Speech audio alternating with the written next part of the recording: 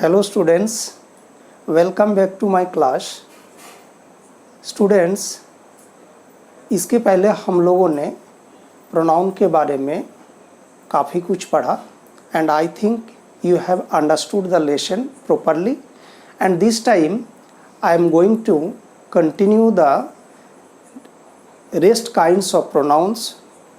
सो dear children, इसके पहले हम लोगों ने प्रोनाउन के तहत उसके जितने काइंड्स होते हैं उनमें से 8 काइंड्स ऑलरेडी पढ़ चुके हैं और अभी मैं आपको प्रोनाउंस के और रेस्ट जो 2 काइंड्स होते हैं, one is relative pronoun and the other is interrogative pronoun, तो ये दोनों के बारे में मैं आपसे चर्चा करने वाला हूँ। एंड आई थिंक कि आप इस लेसन को ध्यान से समझने की कोशिश कर रहे हैं। इसमें जो कन्फ्यूज़न होता है बच्चों को ज़्यादातर प्रोनाउंस और एडजेक्टिव्स के बारे में, तो वो कन्फ्यूज़न मैं आपका दूर कर रहा हूं और मैं समझता हूं कि मैं इस काम में बहुत हद तक सक्सीड हुआ हूं। तो आइए स्टूडेंट्स, क्लास को हम लोग कंटिन्यू करते हैं। तो देखिए, ये जो रिलेटिव प्रोनाउंस हैं, रिलेटिव प्रोनाउंस कौन कौन होते हैं? Relative pronouns who, whom, whose, which, what and that। मुख्यतः ये 6 रिलेटिव प्रोनाउंस होते हैं। रिलेटिव प्रोनाउंस क्या है? Those pronouns which refers to the noun going before and it relates to the other words in the sentence। ये क्या करते हैं कि पहले कोई नाउन यूज़ होता है, उसके बदले में ये आते हैं, उनका जो रिपीटेशन है उसको ये रोकते हैं और साथ ही सेंटेंस में बाकी जो आने वाले वर्ड्स हैं उनके साथ ये रिलेट करते हैं, एक संबंध जोड़ते हैं, इसलिए इनको रिलेटिव प्रोनाउंस कहते हैं। और यही प्रोनाउन यहाँ पे जो आप देख रहे हैं, who, whom, whose, which, what and that, इनमें से दैट को छोड़कर ये जो 5 प्रोनाउंस आपके हैं, जो कि WH क्वेश्चन भी होता है, वो WH क्वेश्चन भी होता है और ये आपका इंट्रोगेटिव प्रोनाउन भी है। यही हु का मतलब होता है कौन, हम क्वेश्चन के रूप में भी यूज़ कर सकते हैं और हु को रिलेटिव प्रोनाउन के तौर पर भी हम यूज़ कर सकते हैं। वही कन्फ्यूज़न मैं आपका दूर करने वाला हूँ कि एक ही वर्ड वो कभी रिलेटिव प्रोनाउंस के रूप में यूज़ होंगे तो कभी इंट्रोगेटिव प्रोनाउंस के रूप में यूज़ होंगे। बात यहीं पे ख़त्म नहीं होती है, बल्कि ये सब वर्ड्स एडजेक्टिव के तरह भी काम करते हैं। जब ये एडजेक्टिव के तरह काम करते हैं तब हम उनको इंट्रोगेटिव एडजेक्टिव कहते हैं। तो लेट्स बी रेडी, आइए हम इस कन्फ्यूज़न को दूर करते हैं और इसको एक एक जो इसके काइंड्स हैं उसको भली भांति समझने की कोशिश करते हैं। जैसे एक एग्जाम्पल हम लेते हैं, this boy is, sorry this नहीं, इसको हम द बॉय करते हैं। द बॉय इज प्लेइंग, ये एक सेंटेंस है। फिर the boy is my friend. यहाँ पे देखिए, we have 2 sentences, one is the boy is playing, कोई लड़का खेल रहा है। The next sentence is the boy is my friend, वो लड़का मेरा फ्रेंड भी है। तो ये 2 अलग अलग सेंटेंस है, इसको हम जोड़ के एक सेंटेंस बनाएंगे और उसमें वो कैसे बाकी वर्ड्स के साथ रिलेट करेंगे और कौन सा प्रोनाउन यूज होगा वो आप ध्यान से देखिए। द बॉय, इसको हम ऐसे लिख सकते हैं, the boy who is playing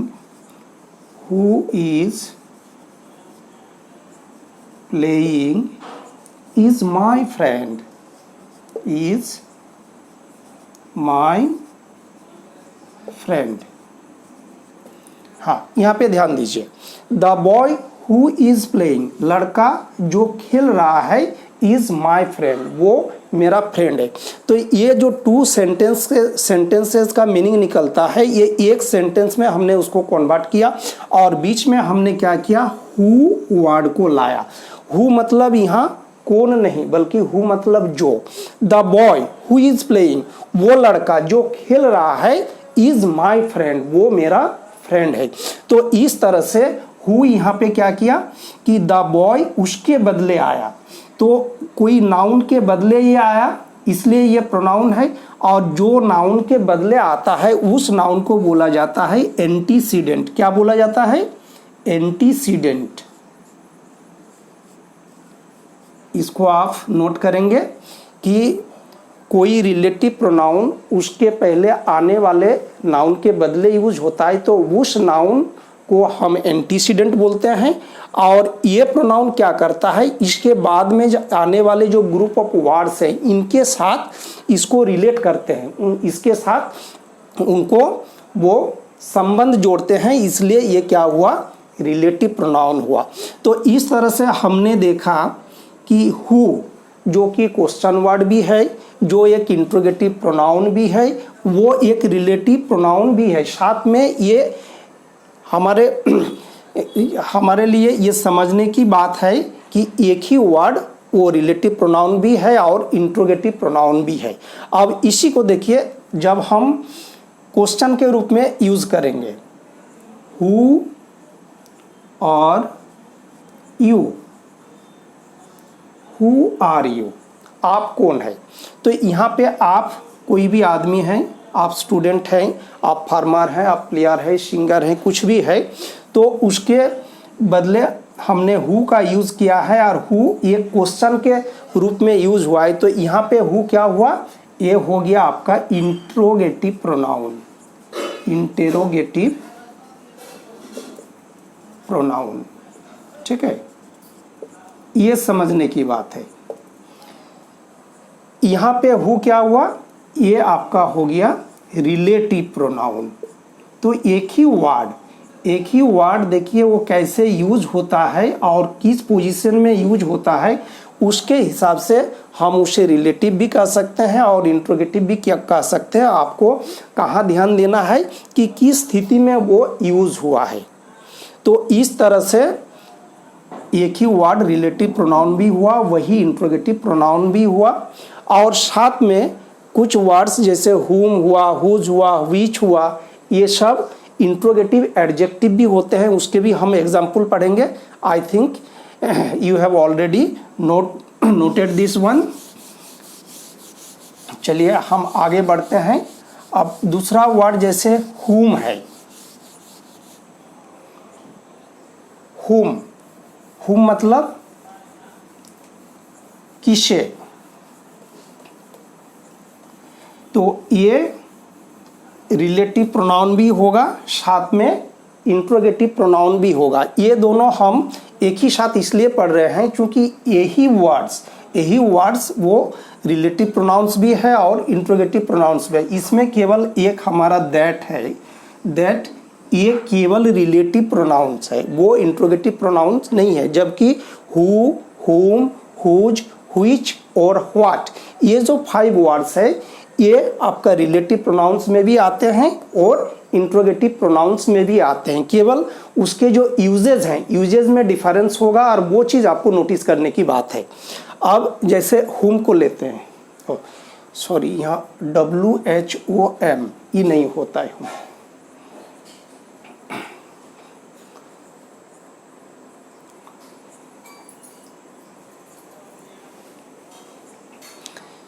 एक दूसरा सेंटेंस लेते हैं,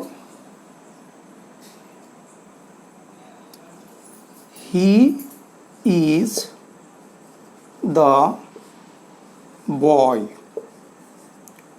whom all praise.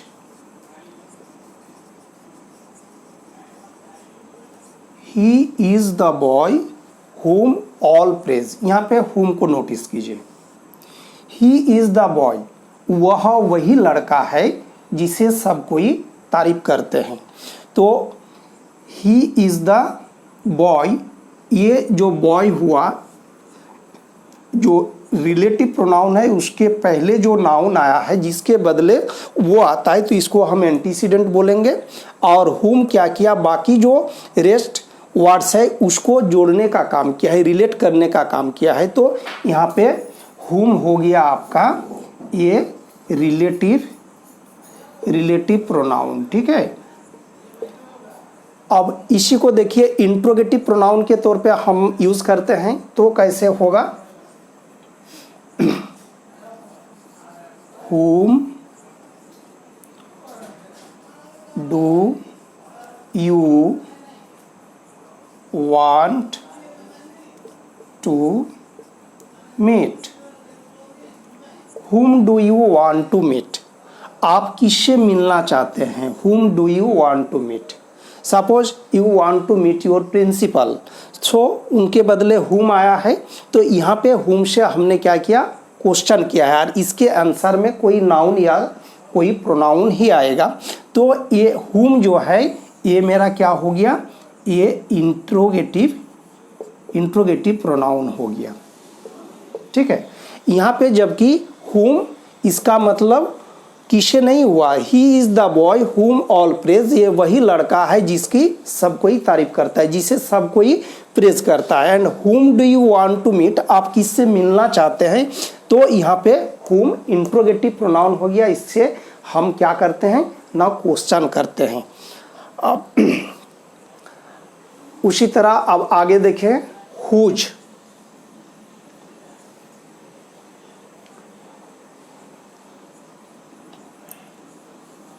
this is the house whose walls are decorated. This is the house whose walls are decorated. ये वो घर है जिसके वॉल्स डेकोरेट किए गए हैं, सजाए गए हैं। तो यहाँ पे हुज क्या किया, वो हाउस का रिलेशन बताने के लिए आया है और वो हाउस के बदले आया है। तो यहाँ पे हुज हो गया मेरा ये रिलेटिव प्रोनाउन, ठीक है। अब इसको हम इंट्रोगेटिव प्रोनाउन के रूप में भी यूज कर सकते हैं, जैसे whose is this pen, whose is this pen, ये पेन किसकी है, हुज इज दिस पेन। तो यहाँ पे हुज क्या हो गया, ये मेरा इंट्रोगेटिव प्रोनाउन हुआ, इंट्रोगेटिव प्रोनाउन हो गया। अब यहाँ पे हुज एक इंट्रोगेटिव एडजेक्टिव भी है। तो एडजेक्टिव के रूप में वो कैसे यूज होता है उसको थोड़ा सा आप ध्यान देंगे। जब कोई नाउन या प्रोनाउन के पहले वो वर्ड यूज होता है, यानी कि साथ में वो कोई नाउन लेता है, तब आप समझिए कि वो प्रोनाउन नहीं है बल्कि वो एक एडजेक्टिव है, और तब वही इंट्रोगेटिव एडजेक्टिव हो जाता है, जैसे हुज। और जब हम एडजेक्टिव चैप्टर्स पढ़ेंगे तब इसमें और डिटेल में हम जानने की कोशिश करेंगे। फिर भी अभी मैं थोड़ा सा आपको बता दे रहा हूँ, जैसे हुज बुक इज दिस, इस सेंटेंस को ध्यान से देखें। हुज बुक इज दिस, यहाँ पे हुज अकेले नहीं है बल्कि ये बुक के पहले आया है। तो ये बुक हमारा क्या है, एक नाउन है, नाउन के पहले हुज बुक इज दिस। तो ये यहाँ पे क्या हो गया, ये मेरा इंट्रोगेटिव एडजेक्टिव है, this is not a pronoun. आपको ये ध्यान देने की जरूरत है। प्रोनाउन जब भी आएगा वो अकेले आएगा और वो कोई नाउन या कोई दूसरे प्रोनाउन के बदले आता है, और जिस नाउन या प्रोनाउन के बदले आता है तब उसको हम एंटीसीडेंट बोलते हैं। और यहाँ पे जब वो एडजेक्टिव का रोल प्ले करेगा तब कोई नाउन के वो पहले आता है, ये आपको नोटिस करने की बात है और इसी से हम पता लगाते हैं कि whether it is a pronoun और it is an adjective. Okay, I think आप समझ गए होंगे। अब आगे बढ़ते हैं। The next word is which. अब विच से हम क्वेश्चन भी कर सकते हैं और रिलेटिव प्रोनाउन के रूप में उसे यूज़ भी कर सकते हैं। तो दोनों स्थितियां हम देखते हैं। Let us take another example.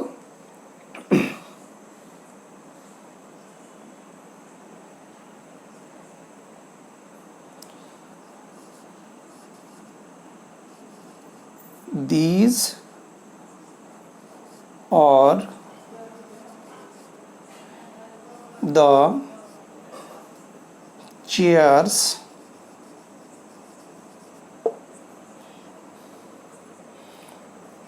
which are broken.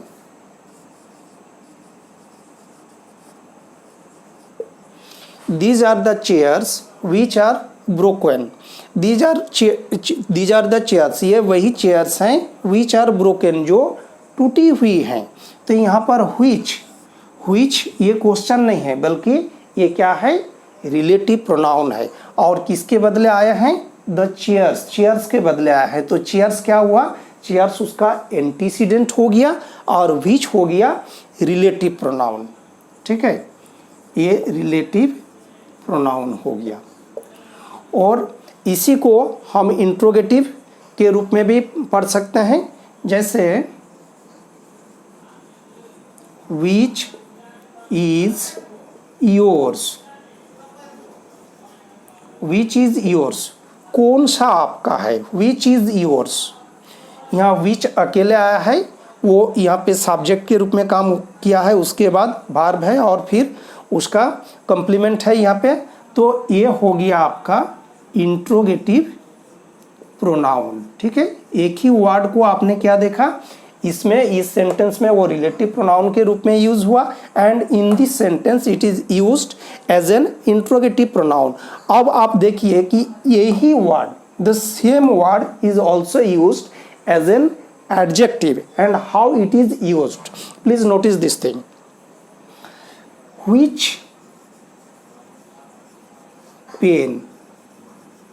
Which pen is yours, कौन सी कलम आपकी है। अब देखिए which pen is yours, यहाँ पेन क्या है, नाउन है और नाउन के पहले आया है which pen, कौन सी कलम। तो वो पेन को मॉडिफाई करता है, तो कोई नाउन को मॉडिफाई करने वाला जो वर्ड होता है उसे हम क्या बोलते हैं, we say it an adjective. तो यहाँ पे which से चूंकि क्वेश्चन किया जा रहा है इसलिए ये इंट्रोगेटिव एडजेक्टिव है। So children, you see the same word, sometimes it is used as a relative pronoun, sometimes it is used as an interrogative pronoun and also sometime it is used as an interrogative adjective. And this is the thing you have to understand. Okay, अब आगे देखिए what.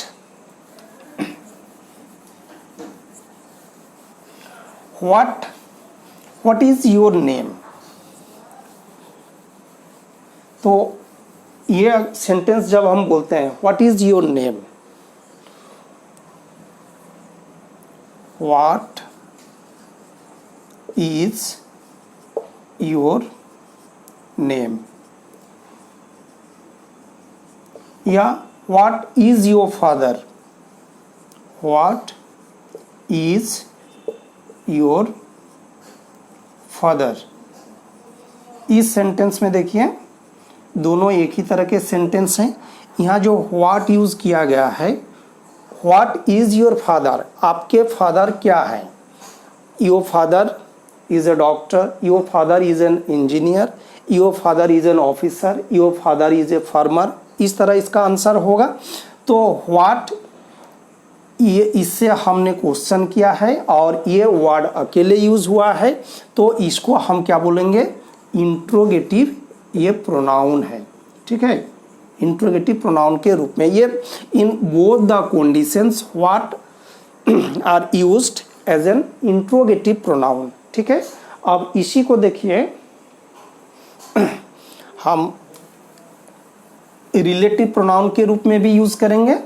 यहाँ पे आपने देखा ये interrogative pronoun हुआ और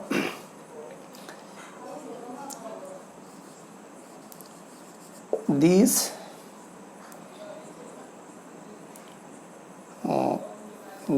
is the book.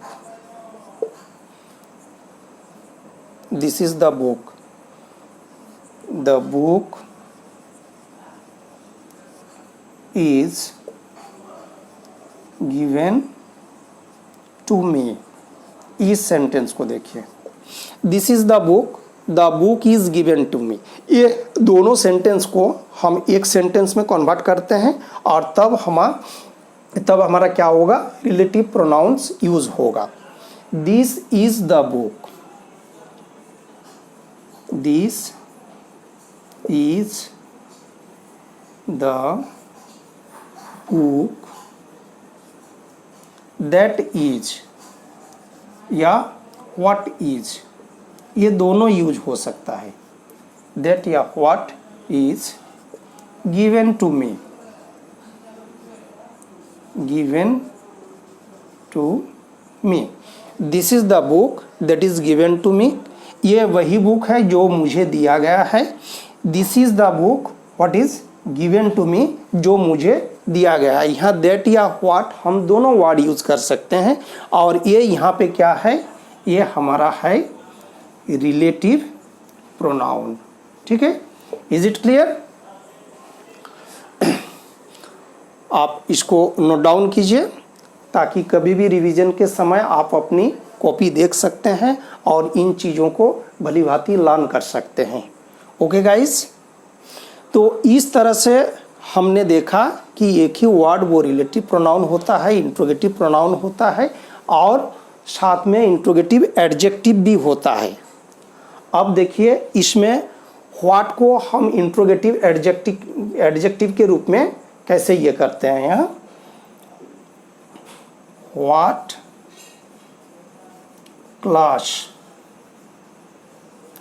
Class do you read in,